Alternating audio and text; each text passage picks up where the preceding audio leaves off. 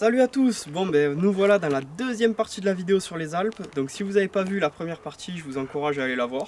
Mais bon, si vous voulez regarder que la deuxième partie, ça ne dérangera pas aussi. Donc là, je vais pas vous spoiler la vidéo, mais ça a été un petit peu moins facile que la première partie, entre les problèmes moteurs et la météo. Allez, je vous en dis pas plus, je vous laisse regarder ça.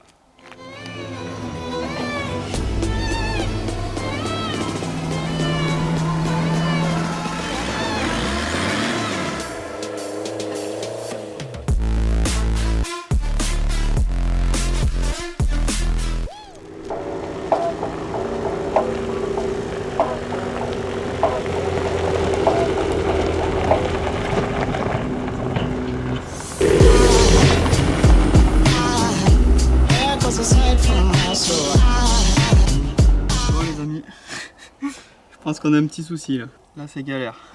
Je pense qu'on a fait le joint de culasse. Putain. En plus on n'a pas tiré dessus, c'était que de la descente. Bon, on a repris la route après ce petit incident. On va voir ce qu'il en est, si ça le refait. Là j'ai repurgé le liquide de refroidissement. Ça remontait plus de bulles d'air. Je sais pas pourquoi ça a fait ça, à mon avis on va quand même être première d'air. Bon, regardez.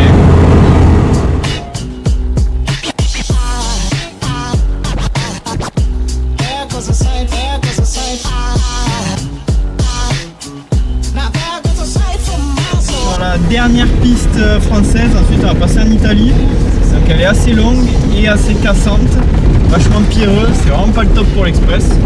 Sinon au niveau de la flotte, bon ben je sais pas ce qu'il a eu, mais ça a l'air de bien se passer pour l'instant. Donc voilà, on continue le périple. On est à flanc de falaise là. Ah, ça recommence le cassant.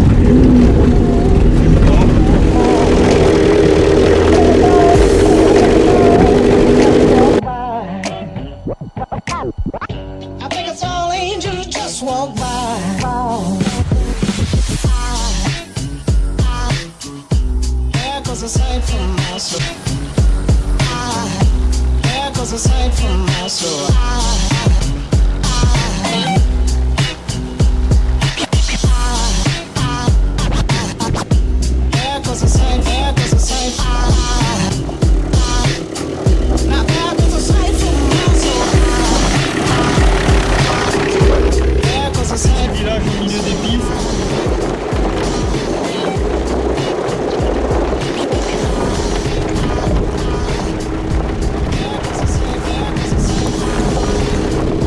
Les amis, ça y est, on est en Italie. On est sur la première piste. Oula, ça balotte. Ah putain de bâtard, il n'y a pas de puissance. La première. Donc voilà, niveau de la flotte, on a monté la grosse montée du Mont Genève.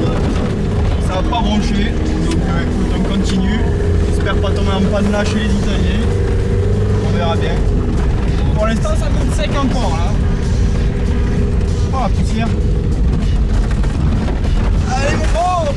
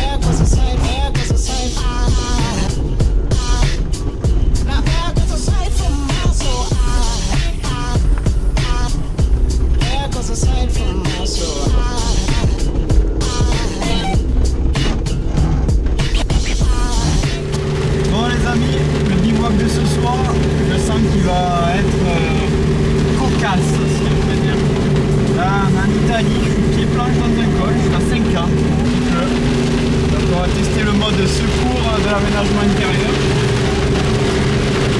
Voilà, si on arrive à aller là-haut. Allez, deuxième, 40. le premier bivouac hors de France et je pense pas que ça va être le meilleur. Hein. avec la pluie là. Là, faut trouver un endroit. Bon, peut-être ça va s'arrêter.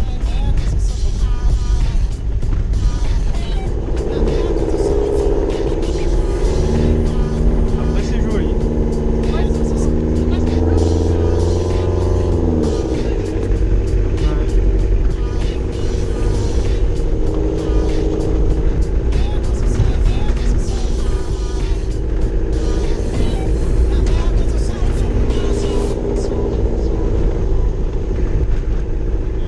Trouvé à force de monter ce petit truc à l'extérieur d'une épingle avec une bien belle vue.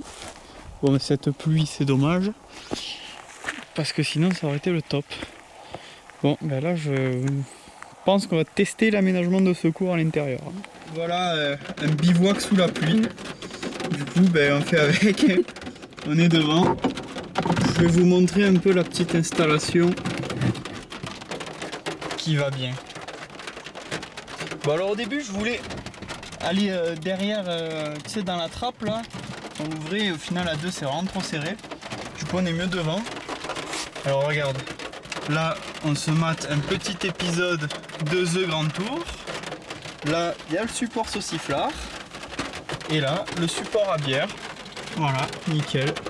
Bon, ben, on va attendre que ça passe. Et puis si ça passe pas, on se foutra l'aménagement à la va-vite à mouiller un petit peu le matelas et puis on ira dormir comme ça. Dans ce silence absolu. Dégradé les amis. À l'arrière, assis là, dans la trappe de l'aménagement. C'est un peu la merde. Oui, à l'ancienne. Ce filet il était bien mais pour cette méthode c'est pas top quand même. Ah putain, mais il faut égoutter les haricots. T'en as d'autres des mauvaises nouvelles comme non. ça? Je pense pas.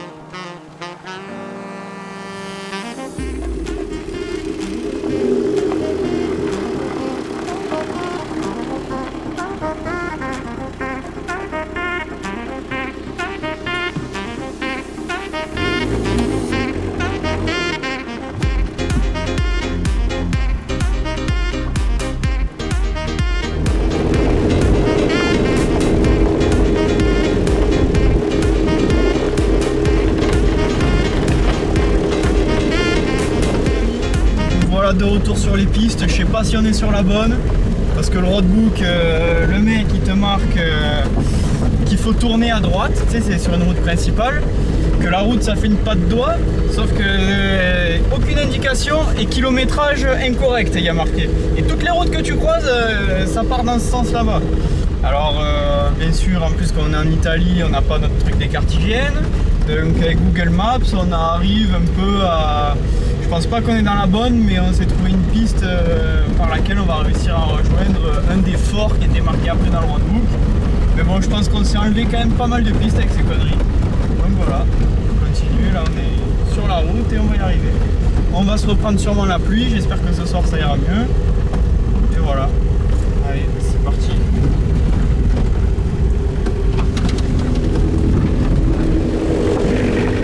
On y est, encore une fois sous la pluie. Si ça s'arrête pas, je sens qu'on va repasser une bonne soirée en mode dégradé. Aïe aïe aïe, ça commence à ruisseler dans la piste.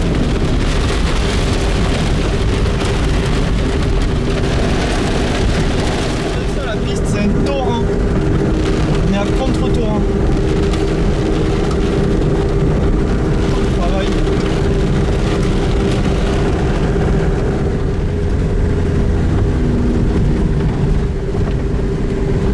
Quoi le travail?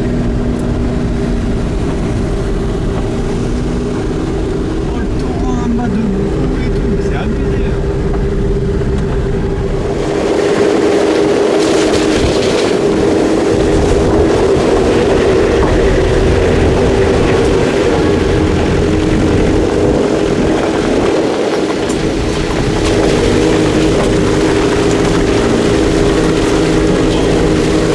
Voilà. C'est avec des phares jaunes.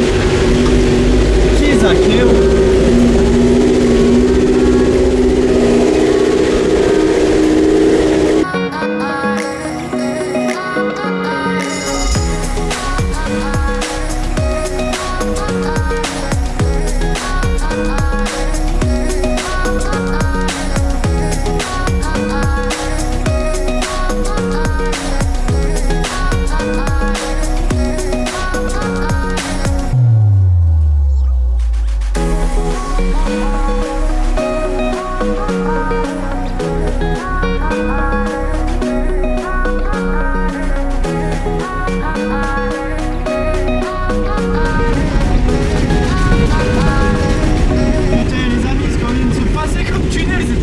c'est? Elle m'a coupé la vidéo au milieu, mais ça fait moins de 10 minutes qu'on est là-dedans. Non, toujours plus. Depuis ce matin. On a bivouaqué dedans même. Ça alors. Ouais, bah on a passé la montagne quoi. Ah ouais, d'accord. Oh, le travail. Putain, regarde, je crois qu'il a neigé en face là. Ah ouais, sur le sommet, ouais, il y a eu un petit peu de neige. Ouais. Je vais essayer de zoomer. Et c'est bizarre, c'est vraiment localisé. Petit fort abandonné. Là, c'est l'entrée du tunnel. Ici, là. Qu'on a pris. Enfin, la sortie plutôt. Et l'entrée, elle est tout là-bas, là. Là, c'est... Là-dedans, là, c'est une porte qui donne une espèce de fausse porte, là, qui sort. Et puis après, la vraie piste, l'entrée, c'est juste là. Ça fait pas hyper loin quand tu le vois comme ça, mais c'est quand même consistant.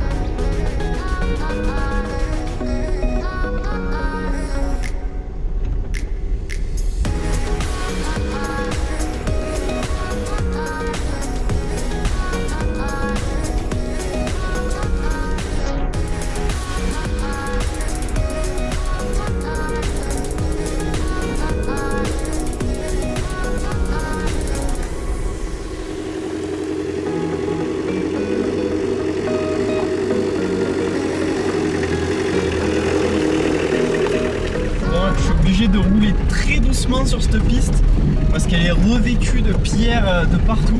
Alors déjà je commence un peu à avoir un bruit dans la colonne de direction, un genre de cloc-cloc de bon jeu, tu vois, des familles. Là je voudrais pas empirer les choses, donc on monte doucement, quasiment au ralenti de première.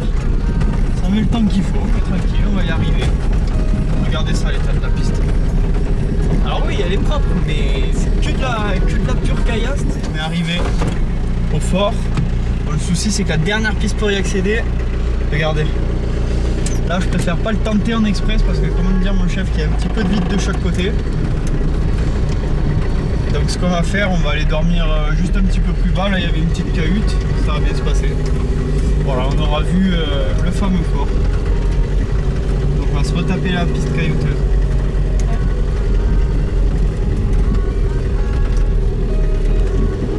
On y allait, mais comme j'ai oublié de prendre la caméra. Malheureusement, dans cette vidéo, vous le verrez que là.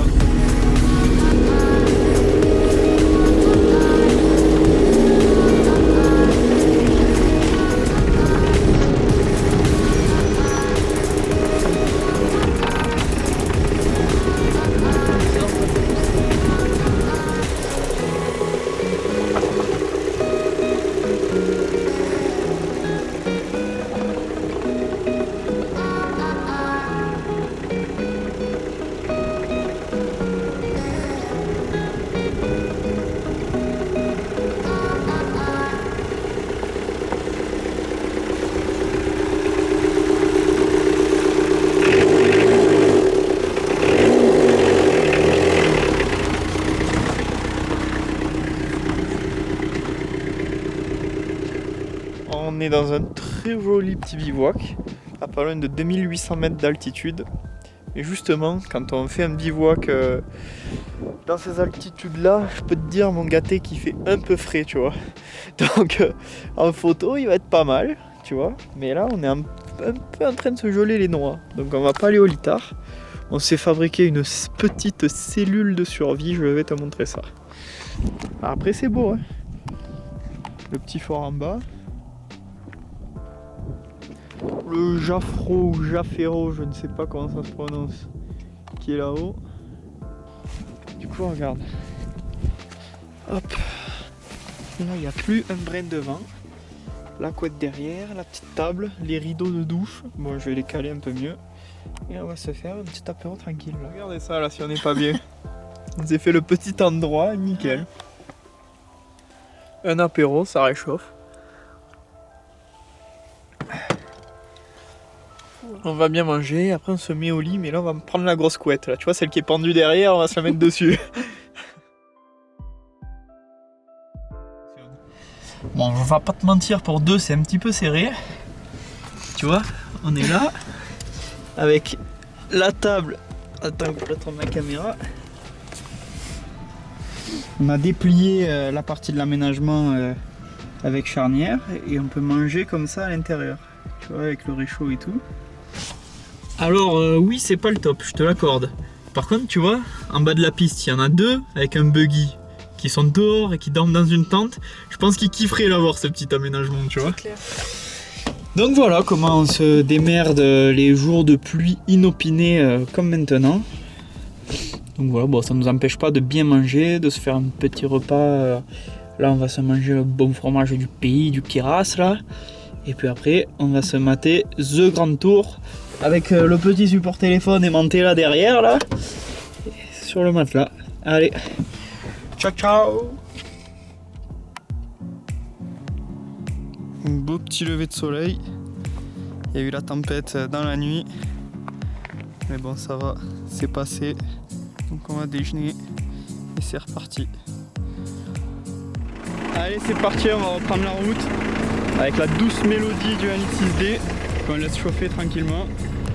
Ça y est, ça attaque, il commence à avoir les 4x4 en bas.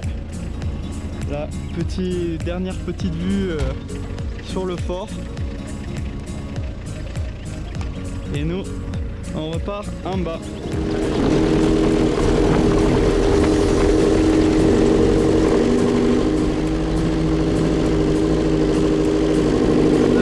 On s'est remis un petit peu à dégueuler de l'eau.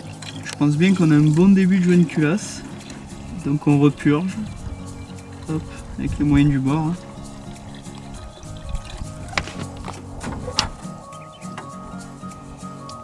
Voilà. On s'apprête à attaquer dans peu de temps la plus haute piste d'Europe avec un joint de culasse en express. Pas beau ça? On veut nous. Pas là pour trier les kiwis. Bon, allez c'est bon, ça ira pour cette fois. Bon, on va surveiller quand même. Sinon vous aurez un petit tuto comment traverser la France pour rentrer chez soi avec un bon petit joint de culasse des familles. Oh bah, ça peut être rigolo. Hein. Moi j'aime bien être dans la merde. Là on est parfaitement dedans. Allez.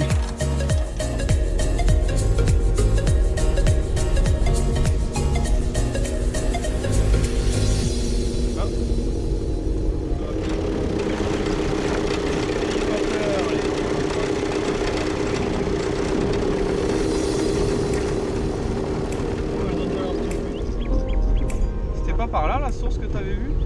Bah c'est peut-être ça la fontaine. Hein. Ouais. On remplira ailleurs. C'est le genre de fontaine. Je mets les essuie-glaces pour la poussière. On est dans un convoi, devant il y a un 4x4 qui nous ralentit. Et derrière il y a une Fiat Panda 4x4 préparée. Tout va bien.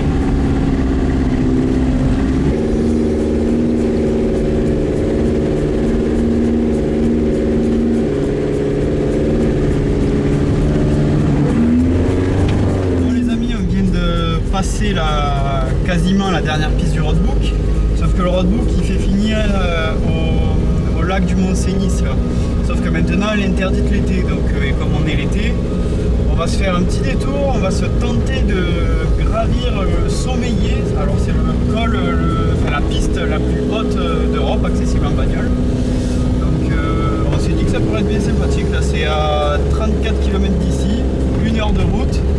Donc on va essayer de se gravir ça avec un début de joint de culasse, parce que là j'ai desserré le bouchon, parce qu'en fait le circuit d'eau il monte à mort en pression. Donc voilà, nous on aime bien le défi, hein. Donc on va se franchir ça en express avec un joint de culasse. Allez, on se retrouve là-bas dans 1 heure et quelques. Bon ça y est, on attaque l'ascension. Bon, j'ai repurgé un peu la flotte et tout. C'est pas joujou, hein. Je sais pas si on va pas être emmerdé quand même. De toute façon, s'il chauffe, on fera demi-tour, hein, c'est que de la descente. Ça tombe bien. Bon, pour l'instant, la piste est plus que propre. On verra ce qui nous attend en haut.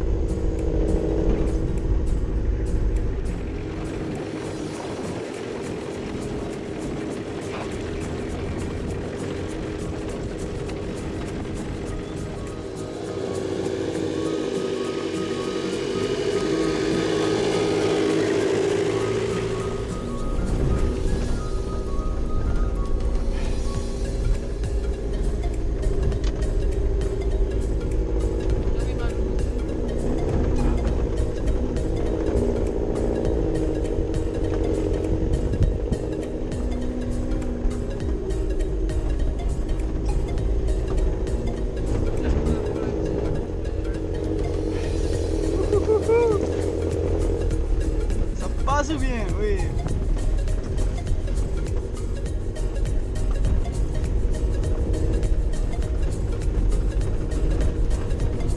Pour l'instant, la quantité de gasoil reste acceptable. Ouais, contre une station. C'est dans la ville là où il y avait le marché, évidemment. Ouais.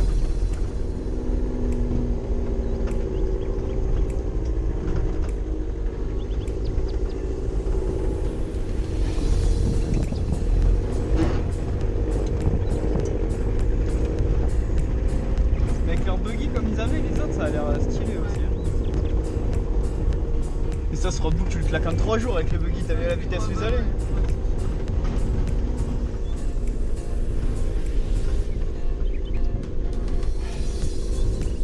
Ah, c'est pas nos amis ça? Mais si, c'est eux. Mais oui, regarde, avec les mêmes duvets et tout.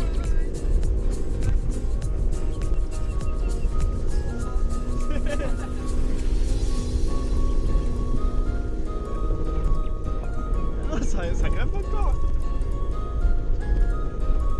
Ça doit être chaud un peu. Ouais. Il va y avoir un lac là. Ouais. Il y a encore un peu d'eau là-bas.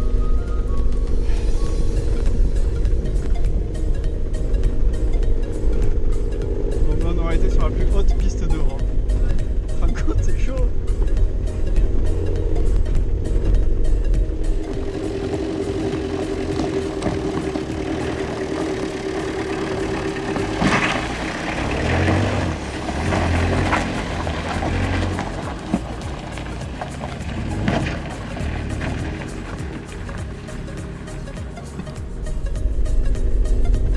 Que ma pied. Ouais. Ah oui, il y a pas autre chose.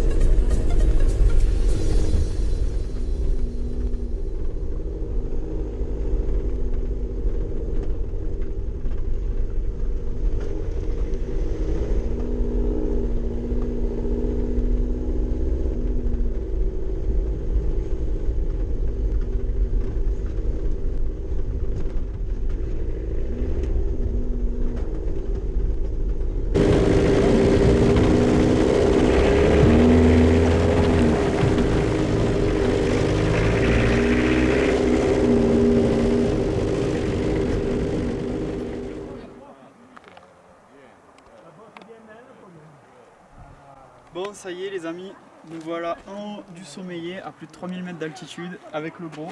Bon, il est mal en point, il m'a bouffé l'équivalent 1,5 litre d'eau, une bouteille d'eau complète pour monter, j'ai fait le niveau en bas pour monter ici. Mais il a quand même fait. Bon, il n'y a plus de neige, il n'y a plus rien, mais franchement, on se régale. C'est cool de l'avoir fait, c'est la piste la plus haute d'Europe. Donc cette vidéo va s'arrêter ici.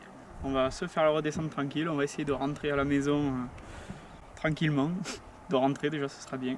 Donc voilà, si cette vidéo vous a plu, n'hésitez pas à me suivre sur Facebook et Instagram et YouTube, Rico Motorsport. Allez, ciao!